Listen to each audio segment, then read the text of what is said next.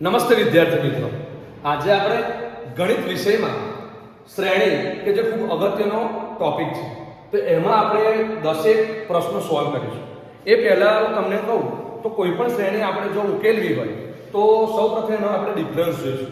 ડિફરન્સમાં ના આવે તો ત્યારબાદ ભાગાકાર કરીશું, વર્ગ અને વર્ગમૂળ, ઘન અને ઘનમૂળ વગેરેથી આપણે એને સોલ્વ કરવાનો પ્રયત્ન કરીશું. બરાબર? તો સૌપ્રથમ પહેલી છે કે ભાઈ 5, 10, 15, 20, 25 એટલે આ તો તમે સરળતાથી જવાબ બોલી જશો કે ભાઈ 5 5નો ડિફરન્સ છે તે સીધું જ અંદર જવાબ આવી જશે 30. બરાબર છે? ત્યારબાદ બીજું તો બીજામાં આપણે ડિફરન્સ જોઈએ તો 10 માં 10 ઉમેરીએ તો 20, 20 માં 20 ઉમેરીએ તો 40, 40 માં 70 કે તો 30 ઉમેરવા પડે. તો તમે વિદ્યાર્થી મિત્રો જોઈ શકો છો કે આમાં +10 પછી +20 +30 તો સીધું જ છે કે +40 मतलब 70 અને 40 કેટલા થશે 110. બરાબર? ત્યારબાદ આગળનો જે ત્રીજો પ્રશ્ન છે કે ભાઈ 10 માં આપણે કેટલા ઉમેરીશું તો 20 થશે. તો કે ભાઈ 10 20 માં કેટલા ઉમેરીશું 9, 29 માં કેટલા ઉમેરીશું તો 37 આવી જશે. તો +8, 37 માં કેટલા ઉમેરીશું તો 44 આવશે. તો +7. તો તમે જોઈ શકો છો કે 10 9 8 7 તો સીધી વસ્તુ છે કે હવે આપણે 6 ઉમેરવા પડે. બરાબર? તો 44 + 6 એટલે આપણો જવાબ આવશે 50. બરાબર? ચલો ત્યારબાદ ચોથો પ્રશ્ન આપણે ઉકેલીએ કે 5 અને 10 તો +5, 10 ને 20 તો +10, 20 માં 35 ઉમેરીએ તો 15, ત્યારબાદ 35 માં તો તમે જોઈ શકો છો કે ભાઈ અહીં આગળ 5 10 15 તો અહીં આપણે 20 ઉમેરવા પડે. બરાબર? તો 35 ને 20 કેટલા થાય 55. તો આપણા ચોથી જે શ્રેણી છે એનો જવાબ કેટલો આવે 55.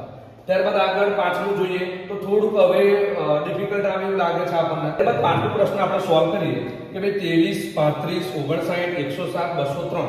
બરાબર? તો અલગ અલગ કિંમતો આપણને આપેલી છે. તો આપણે એનો પહેલા ડિફરન્સ જોઈએ કે ભાઈ 35 માંથી 23 જાય તો 12, 59 માંથી 35 જાય તો 24, 107 માંથી 59 જાય તો 48, 203 માંથી 107 જાય તો 96. બરાબર? તો તમે જોઈ શકો છો કે 12 × 24 × 48 × 96 તો સીધું જ છે કે 96 દુ કેટલા થાય 192. 192 તો આપણે ઉમેરી દઈએ 3 ને 2 5, 0 9 9, 2 ને 1 3 એટલે આપણો જવાબ આવે કેટલો 395. બરાબર છે? હવે આપણે છઠ્ઠો પ્રશ્ન સોલ્વ કરીએ તો 80 48 64 56 60. બરાબર? એટલે 80 માંથી બાદ કરીએ તો 48 આવે અને 48 થી કશું ઉમેરવું પડશે. અહીં બાદ કરવું પડશે અને ઉમેરવું પડશે. બરાબર? તો તમે 80 માંથી 48 બાદ કરશો એટલે આપણે અહીંયા બાદ કરવા પડે એટલે ઓછા કેટલા બાદ કરવા પડશે 32.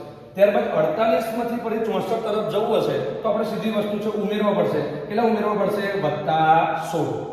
ત્યારબાદ 64 માંથી આપણે 56 તરફ જવું પડશે એટલે સીધી વસ્તુ છે બાદબાકી કરવી પડશે અને 64 માંથી 56 બાદ કરીએ એટલે કેટલા વધે -8 મતલબ કે 8 વધે. ત્યારબાદ પાછું ઉમેરવું પડશે એટલે +4. એટલે મિત્રો આ શ્રેણીમાં તમે જુઓ કે અહીંયા આગળ પહેલા આપણે ઓછાકારની નિશાની કરી, પછી વત્તાકાર, પછી ઓછાકાર, પછી વત્તાકાર. તો સીધી વસ્તુ છે કે હવે અહીંયા આગળ જે આવશે એ ઓછા આવશે. ત્યારબાદ તમે જુઓ કે 32 એના અડધા 16 એના અડધા 8 એના અડધા 4 તો સીધી વસ્તુ છે કે અહીં આગળ આવે 2 મતલબ 60 માંથી આપણે 2 બાદ કરીએ તો આપણો જવાબ કેટલો આવે 58. તો મિત્રો આ જે શ્રેણી છે એમાં થોડુંક વિચારવાનું છે. તમે ઉમેરશો અને બાદ કરશો એ તો બરોબર છે પણ કિંમતોનો પણ અહીં આગળ ભાગાકાર થાય છે.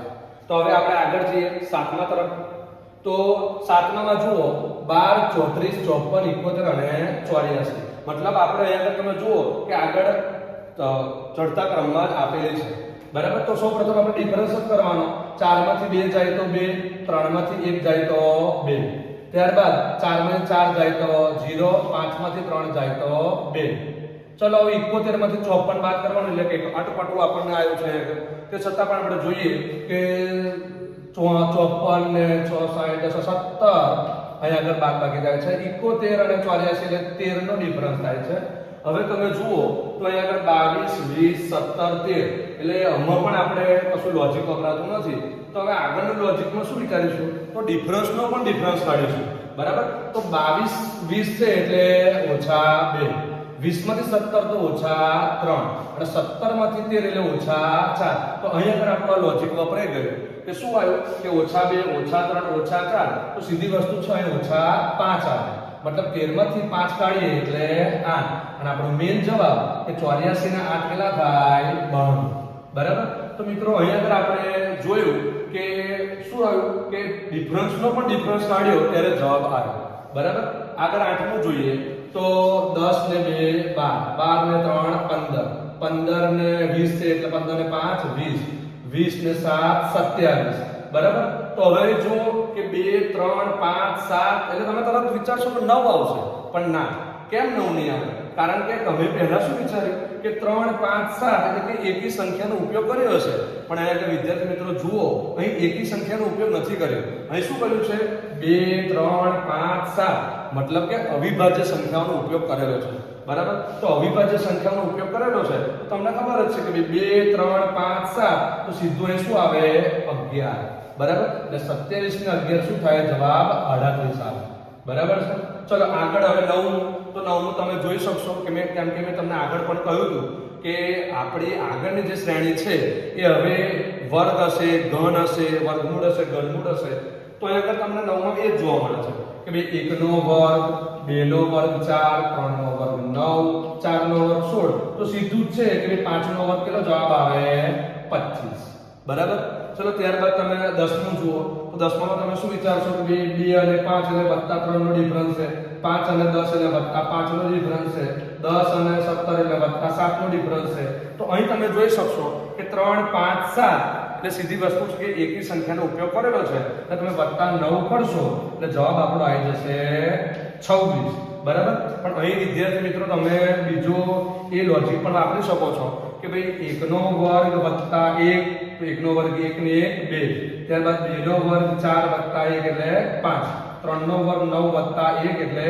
10 4 નો વર્ગ 16 વત્તા 1 એટલે 17 તો સીધું છે જવાબ શું આવશે 5 નો વર્ગ વત્તા 1 બરાબર 26 બરાબર આ 10 પ્રશ્નો આપણે સોલ્વ કર્યા તો તમે એકવાર આ 10 પ્રશ્નોનો સ્ક્રીનશોટ લઈ લો અને જાતે સોલ્વ કરો અને બીજું આગળ પણ વિચારો આ એક પ્રથમ પાઠ છે ત્યારબાદ બીજો જ હવે એક પાઠ લઈને અમે આવીશું ફરી તો તે માટે આપણે આ ચેનલને સબસ્ક્રાઇબ કરીશું લાઈક કરીશું અને વધુને વધુ આગળના વિદ્યાર્થીઓ માટે કરીશું કારણ કે આ જે શ્રેણીનો ટોપિક છે એ જ્ઞાન સાધના હોય એનએમએમએસ હોય લોકરક્ષક હોય પીએસઆઈ હોય ટેટ ટાટ વગેરેમાં શ્રેણી પૂછાય છે અને વધુ માર્ક્સમાં પૂછાય છે તો તમારા ખૂબ સારા માર્ક્સ આવે તો આ ચેનલને સબસ્ક્રાઇબ કરજો એસીડી એમટી ક્લાસીસ